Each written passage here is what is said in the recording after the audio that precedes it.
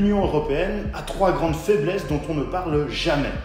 Tu vas tout de suite comprendre lesquelles avec 3 exemples simples. Un tracteur, une maison et une clé.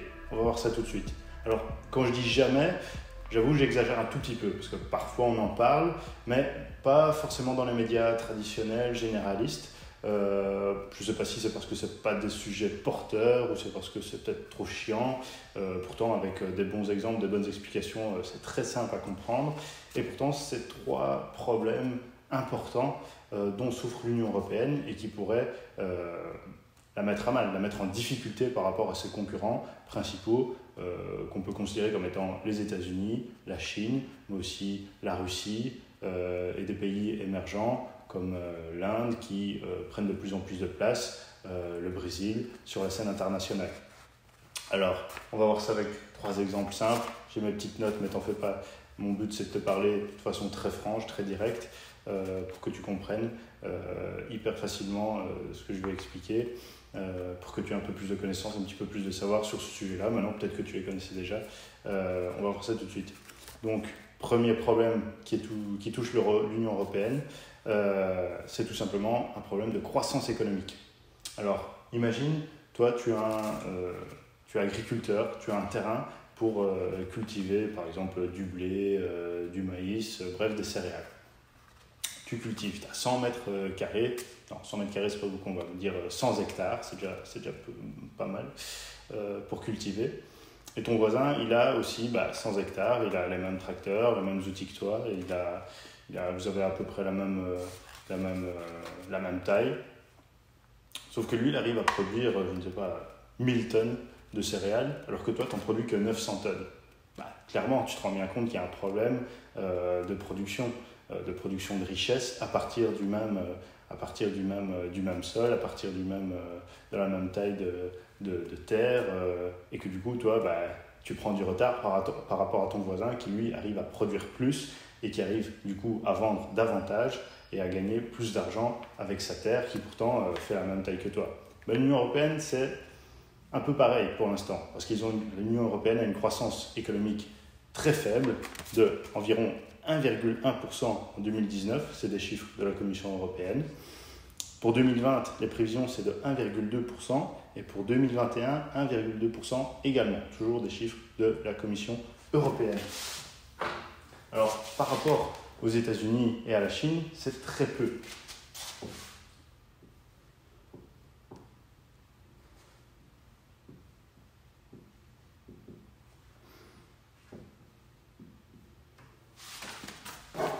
C'est très peu, pourquoi ? Parce que les États-Unis, en 2019, c'est 2,6% de croissance économique.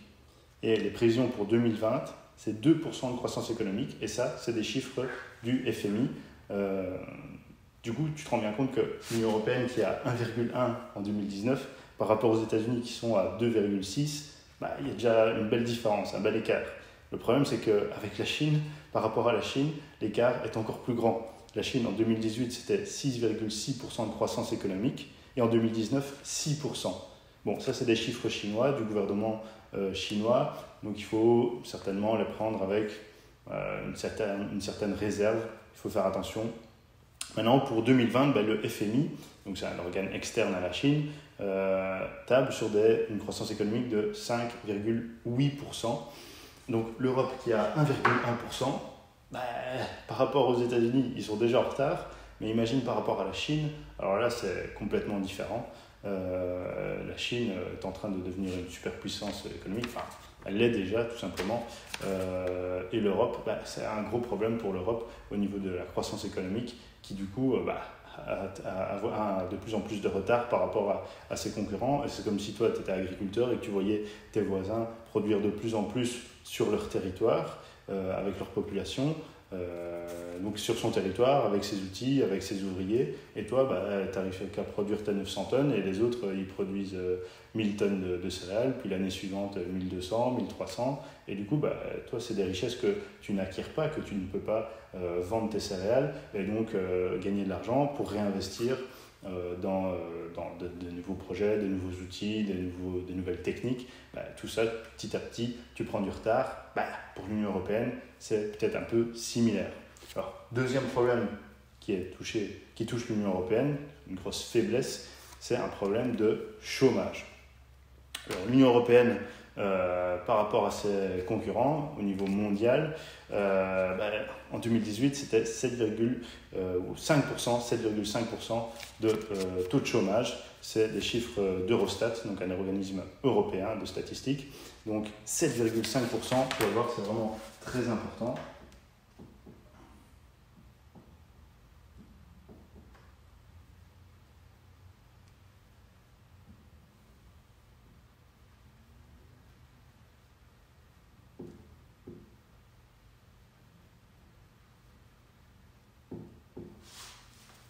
C'est énorme par rapport aux États-Unis. Aux États-Unis, en 2019, on était à 3,5%. Bon, c'est des chiffres du gouvernement américain. Et on sait que le taux de chômage, parfois, selon la façon de calculer ou selon les implications qu'il y a derrière, parce qu'il faut voir les personnes qui étaient au chômage, est-ce qu'elles ont vraiment trouvé des emplois stables? Est-ce que c'est tout simplement qu'elles sont sorties des statistiques parce qu'elles bénéficient d'autres aides à l'emploi peut-être? C'est toujours des réserves à avoir par rapport à ces chiffres. Mais là, l'écart est tellement important. En Europe, 7,5% de chômage en 2018, alors qu'aux États-Unis, c'était 3,5% en 2019. L'écart, il est énorme par rapport à la Chine.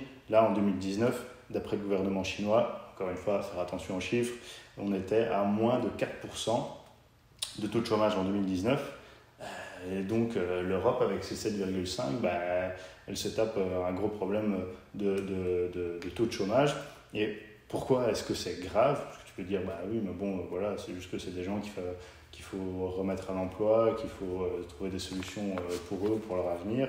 Mais au niveau d'un continent, au niveau de plusieurs pays, c'est une grosse faiblesse. C'est quelque chose qui peut ralentir le pays. Imagine, toi, tu construis ta maison. Et ton voisin aussi construit sa maison.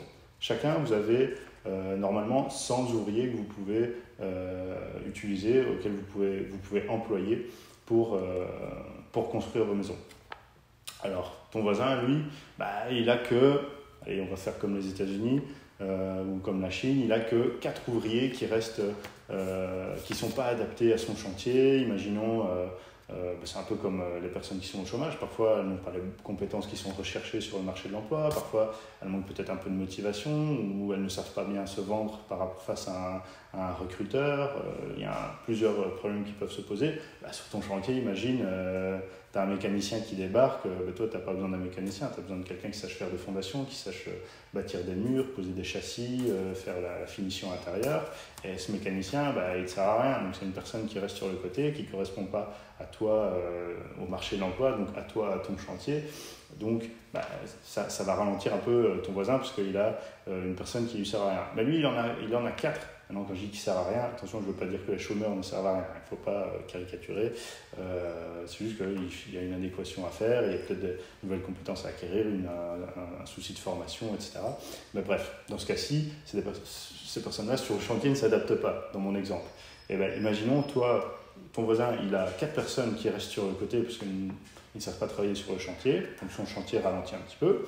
En tout cas, il ne tourne pas à 100%, on va dire. Mais toi, tu en as, on va dire, 7,5, donc 7,5 personnes qui ne savent pas travailler sur ton chantier pour construire ta maison. Tu comprends bien que ton voisin, il va aller beaucoup plus vite pour construire sa maison. Il va pouvoir terminer beaucoup plus tôt ou faire plus de choses, faire peut-être une plus grosse maison avec les 100 ouvriers qu'on lui avait fournis. Alors que toi, il y en a 7,5, on va dire, qui ne correspondent pas à ce dont toi tu avais besoin sur le chantier, qui sont peut-être pas motivés, qui sont peut-être pas formés pour les besoins de ton chantier. Ta maison va se construire moins vite, tout simplement. Et au niveau des relations internationales, comme on peut les connaître entre l'Union européenne, la Chine, les États-Unis ou encore d'autres pays, avoir un taux de chômage de 7,5%, c'est déjà un sacré handicap. C'est aussi un problème ça illustre un problème de ne pas être capable de peut-être former les gens aux métiers, aux emplois dont on a besoin sur le marché économique. Et donc ça ralentit, ça peut être lié aussi, ça ralentit aussi la croissance économique, puisque c'est des personnes qui ne peuvent pas produire des richesses pour le pays, pour l'Union européenne, pour la communauté. Et donc, par rapport aux voisins, encore une fois, on prend un peu de retard. Alors, dernière grosse faiblesse que j'ai identifiée. Alors, je les ai identifiées à partir de livres que j'ai lus. Et ces 3, maintenant, il y en a d'autres. Il ne faut pas se leurrer. Et l'Union européenne a aussi ses avantages. Mais le 3e que j'ai identifié, c'est un problème de force armée. Tout simplement. Alors, on en parle parfois, mais franchement, pas énormément. Croissance économique, taux de chômage, j'ai l'impression que c'est des chiffres, c'est des chiffres, des statistiques, c'est de l'économie, donc ça paraît un peu chiant à aborder pour peut-être les médias généralistes, je ne sais pas. Du coup, j'en entends rarement parler. Problème de force armée, là on en entend parfois un petit peu parler dans les médias, mais pas si souvent que ça. Alors il faut savoir que en 1999, au sommet d'Helsinki, je ne l'ai pas sorti de ma tête, de mon pouce, je l'ai lu, mais en fait pas. Au sommet d'Helsinki, on prévoyait de créer une force armée européenne de 60 000 soldats, capable d'être déployés jusqu'à 4 000 km du sol européen pendant un an. 60 000 soldats déployables à 4 000 km pendant un an. Eh bien, ça c'était en 1999. En 2015, on a seulement mis en place 10% de cette force. Donc t'imagines, 16 ans plus tard, il n'y a que 10% du projet qui a été réalisé. Alors, le problème pour l'Union européenne de ne pas avoir de force armée coordonnée, enfin, si, il y a des coordinations qui se font, mais ce n'est pas une force européenne, c'est à chaque fois les forces armées de la France, de l'Allemagne, de l'Italie, de l'Espagne. Et il y a une forte dépendance par rapport à l'OTAN, par rapport aux États-Unis. Et le gros problème, on va prendre l'exemple, imaginons, tu es garagiste, tu as un garage pour faire l'entretien de voiture, des réparations, etc. Sauf que tu n'as pas beaucoup d'outils. Tu dois à chaque fois aller chez ton voisin qui lui aussi est garagiste et lui prendre sa clé, son cric, son outil pour vérifier le réglage des phares.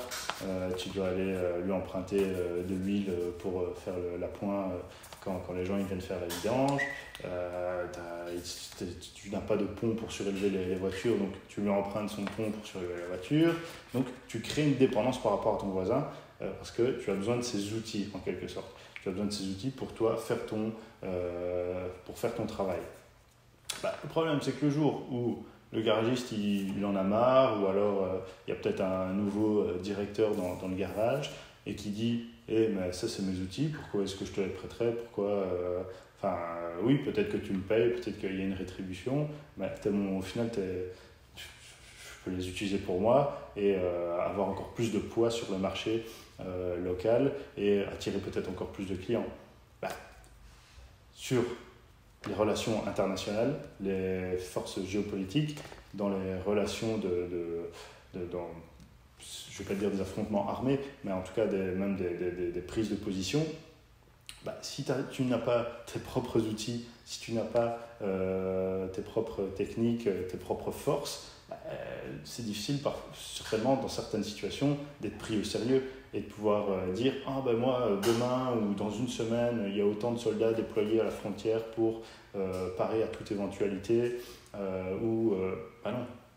pour l'Union européenne, la Russie, la Chine ou d'autres pays vont se dire ouais, c'est ça, le temps que vous vous coordonniez, il y aura déjà belle lurette que nous on aura fait ce qu'il fallait faire. Voilà, c'est une question aussi de poids et ça va au-delà de la considération. On peut très simplement être contre les investissements militaires, contre la fabrication d'armes, mais sur le plan international et au niveau géopolitique, c'est une force qui est à prendre en compte.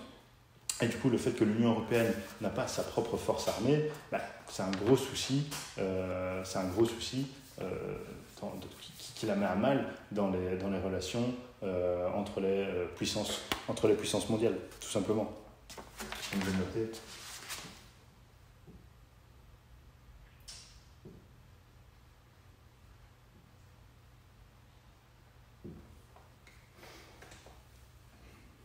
Il n'y a qu'à voir les dépenses militaires.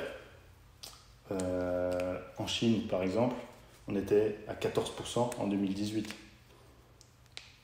Les dépenses militaires globales, au niveau mondial. Donc, imaginons, je n'ai pas le chiffre exact, mais imaginons il y avait 100 milliards dépensés dans l'armée au niveau mondial. Eh bien, la Chine, c'était 14% des investissements, les États-Unis, 36%. Regardons par exemple la France, c'était 3,5%.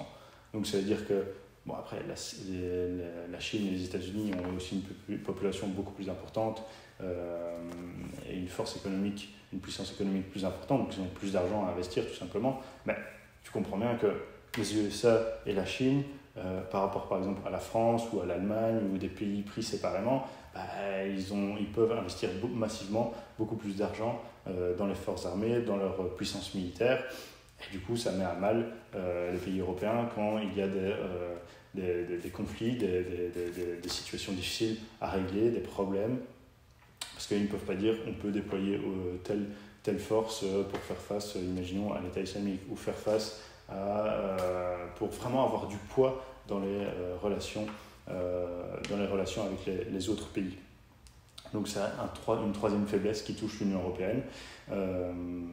Alors, avec 3 exemples simples, j'espère que tu les auras compris. Maintenant, il y a d'autres soucis qui touchent l'Union européenne, mais j'ai là identifié 3 dont on parle très peu. Après, ceux dont on parle le plus, c'est souvent le problème des migrants, par exemple, de savoir gérer le flux migratoire. Aujourd'hui, il faut savoir qu'il y a des millions de migrants qui sont à la porte de l'Europe, principalement en Turquie, et en quelque sorte, l'Europe a externalisé la gestion du flux migratoire et l'a confié à la Turquie, ce qui aujourd'hui donne à la Turquie un certain poids par rapport à l'Union européenne pour pouvoir dire et faire un petit peu ce qu'elle veut. Bon, là j'extrapole un petit peu, je généralise un petit peu, mais c'est souvent un problème dont on parle.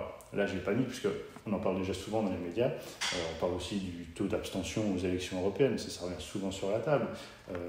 C'est un sujet fréquent. On parle aussi souvent de la montée des extrémismes dans l'Union européenne. Mais voilà, là j'ai identifié 3 dont je trouvais qu'on en parlait assez peu et pourtant que j'ai retrouvé dans les livres de référence que j'ai utilisés pour faire cette vidéo.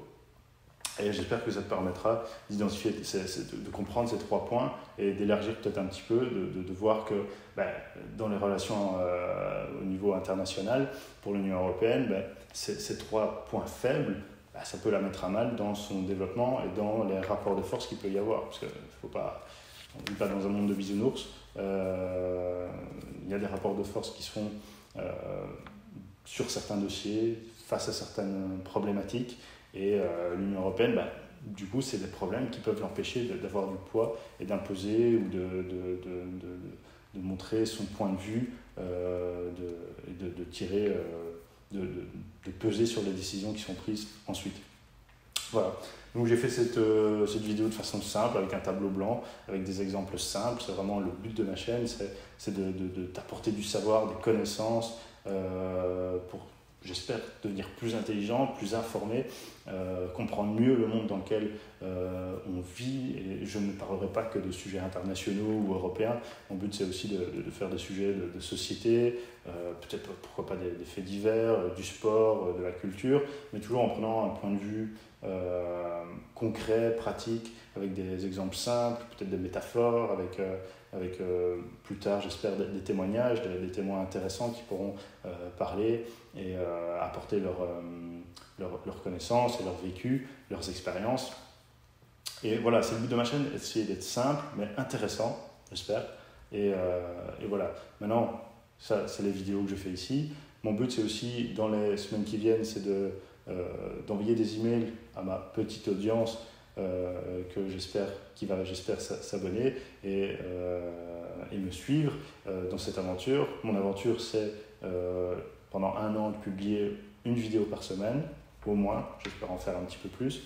Je me dis tout simplement que si je fais ça pendant 1 an, ça me donnera déjà une bonne base pour poursuivre. Parce que moi, à la base, je suis journaliste. Je suis toujours, c'est mon métier, journaliste pour un média national belge, journaliste web, multimédia. Mais j'avais envie de m'offrir de me créer ce nouvel espace de parole pour parler plus franchement, plus directement. Tu vois, je ne peux pas tutoyer dans un article que j'écris ou dans une vidéo que je fais pour un média, je ne peux pas tutoyer l'audience, par exemple. Là, je le fais parce que mon but, c'est d'être le plus simple, le plus compréhensible possible et de créer une relation de confiance avec toi. sur le long terme. Et j'espère que tu vas m'accompagner dans cette aventure, parce que mon but, c'est aussi de t'informer plusieurs fois par semaine à travers des emails privés, des emails que je ne diffuserai pas ailleurs, et ce sera des commentaires sur l'actualité. C'est comme si je parlais à un ami et je lui disais « Ah, bah, t'as vu tel fait d'actualité, bah, est-ce qu'il n'y a pas une autre façon de penser par rapport à ça? Est-ce qu'il n'y a pas un autre angle à prendre? Ah, tu as vu ce témoignage et il est intéressant, mais est-ce qu'il est véridique? Est-ce que telle chose a été vérifiée par le journaliste? Il faut peut-être faire attention. » Ou « Ah, t'as entendu ce podcast, il est génial. » Par email, mon but, c'est de te partager avec toi ses bons plans, ses informations, ses angles, ses opinions aussi. Mais maintenant, quand je diffuserai une opinion, je te dirai clairement, ça c'est mon opinion. Tu peux la prendre et y réfléchir, mais si toi tu en as une autre, il n'y a pas de problème.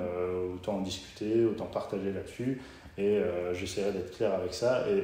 Parce que le problème, c'est que parfois certains, je ne veux pas généraliser les médias, mais parfois certains influenceurs, ou moi je ne me considère pas comme un influenceur, je me considère comme, dans ce cadre-ci d'une chaîne YouTube, plutôt comme un rapporteur d'informations, d'angles, de faits d'actualité, d'explications, de décryptage, etc.